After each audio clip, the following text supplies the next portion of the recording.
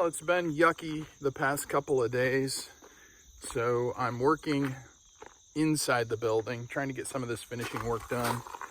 And to be honest, this is probably, well, it is the most tedious part of the job, but it's where everything kind of comes together and what I've been worried about from the beginning. And so far, things are coming together. A few little workarounds. I want to show you some of the more difficult issues that I've run into and some lessons learned while I'm finishing the inside. So let's take a look.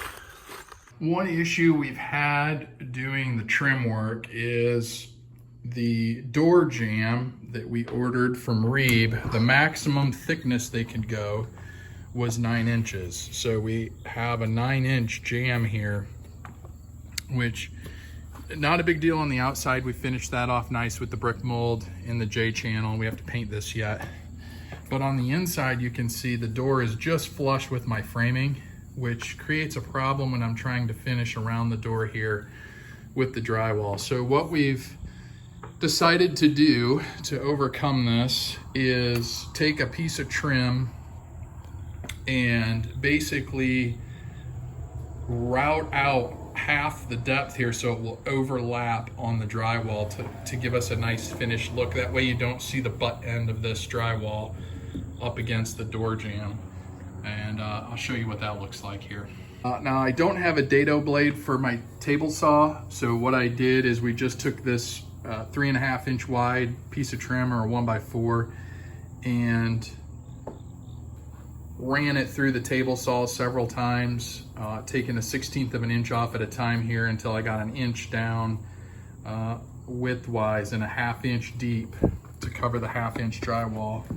And that's what it'll look like. And I'll have a nice finished edge.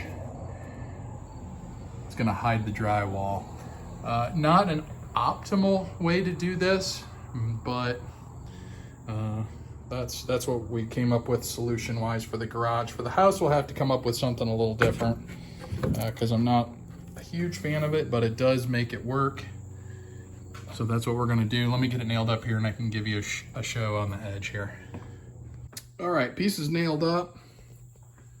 So you can kind of see, it doesn't leave as much of a reveal here as the other trim, which will, you'll be noticeable down here because my baseboard is actually gonna kick out just a little bit past what this is, 1/2 inch. So I'll see the butt end of my baseboard trim as I run it across, but a little bit of a gap here as well, but a bead of caulk will take care of that. So we'll just caulk all this and that'll look nice. And you don't see the butt end of my drywall around my door. So the top piece is gonna be the same, other than I'm gonna have to trim. We'll have to route out this outside piece. So we'll see how that looks when it's all done. So here's my blade height. I set it 1/16 under the thickness of the drywall. So we have 1/2 inch drywall. So that leaves me with 7/16 on the depth for my blade. The width of my board is 3.5, and I'm 1/16 under that now. I'm gonna take my first rip through and get my groove set.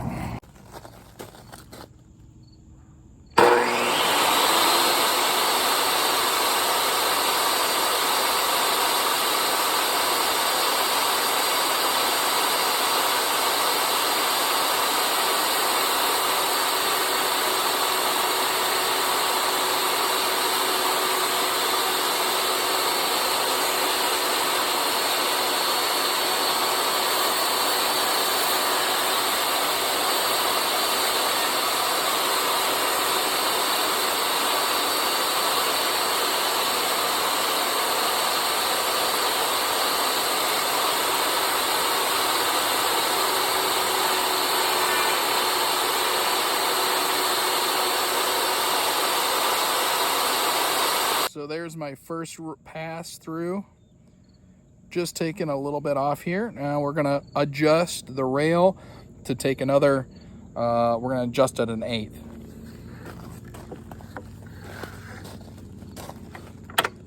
So we're gonna move it 1/8 of an inch and take another pass.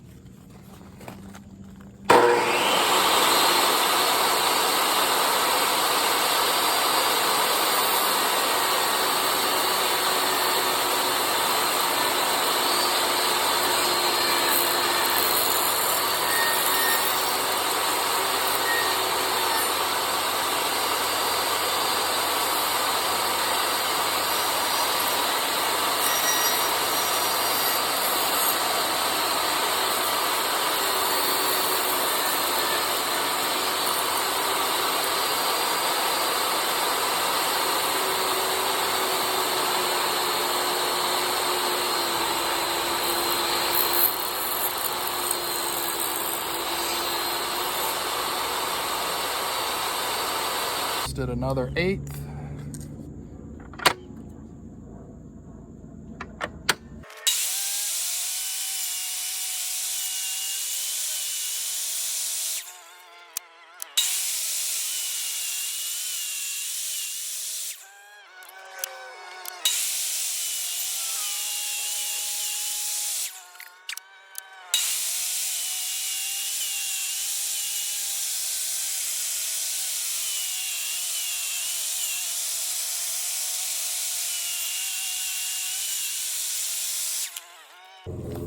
And there's what my piece looks like. Now we're going to take care of these little ribs here.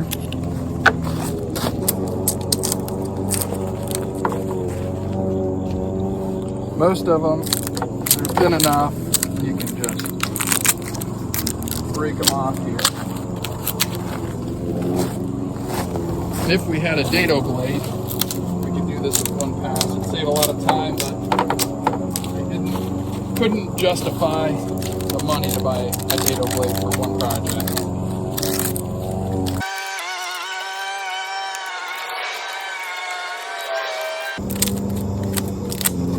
All right, now we'll just clean that up with my oscillating tool.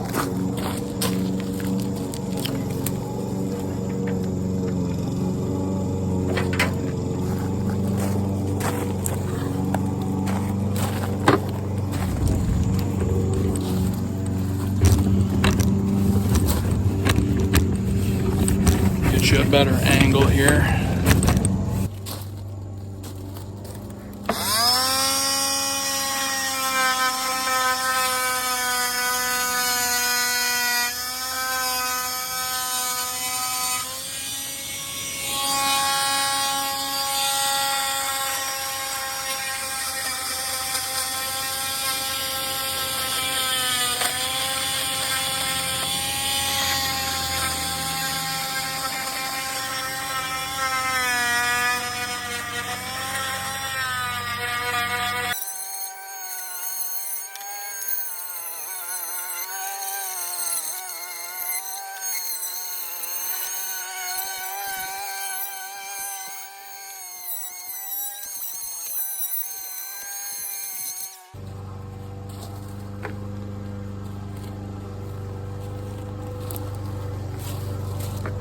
There we go. It's not perfect, but that's all going to be hidden anyways. And I think we'll have a good fit. Let's go check it out.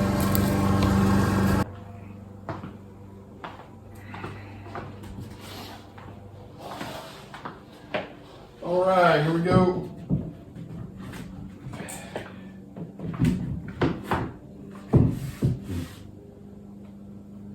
It's like a nice fit. We're going to gap it just a little bit away from our hinges so it doesn't rub when the door opens. Should be good.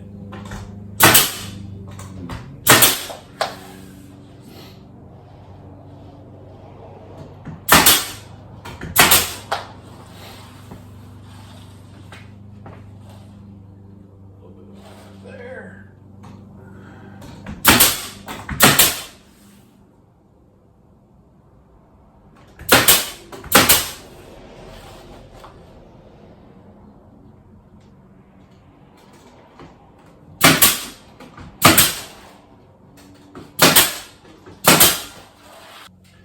I'll show you how this baseboard trim turned out down below.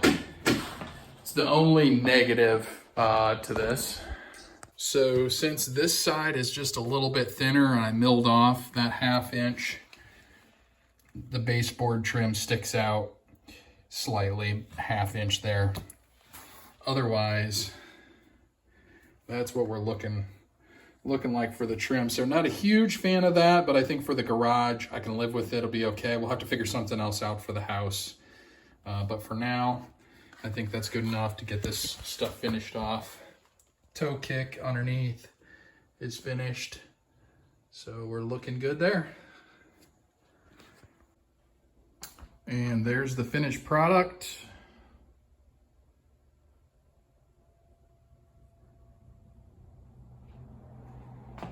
Again, the only thing I'm not 100% happy with is the 2 little trim connections down there. or I guess the 2 butt joints, but otherwise,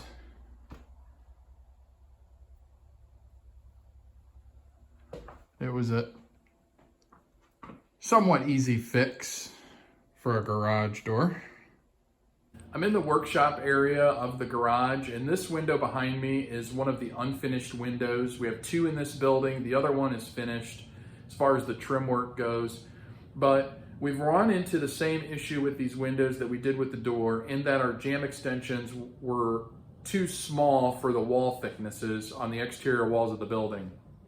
This build, if you remember, the walls are comprised of 7/16 OSB on the outside. Underneath our sheet metal, we have our 2x6 girt boards, 2x6 post, 2x4 girt boards on the inside that we have attached our 1/2 inch drywall to. So overall wall thickness is just under 9.5 inches.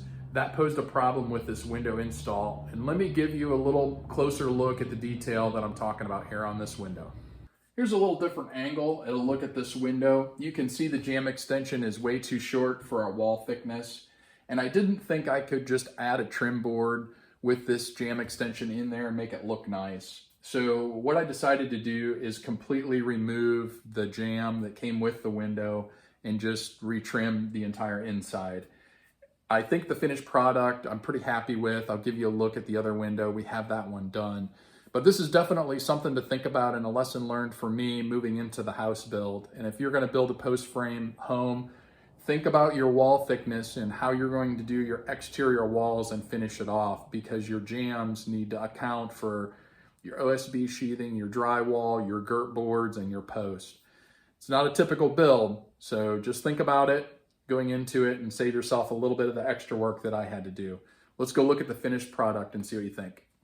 So here's the finished product. I have yet to paint and caulk this window and the trim, but it'll give you an idea of what it can look like. We basically removed the jamb extension and replaced it with these pine boards, and I think it looks good not having that seam trying to butt 2 boards up against one another. Real happy with the way this turned out.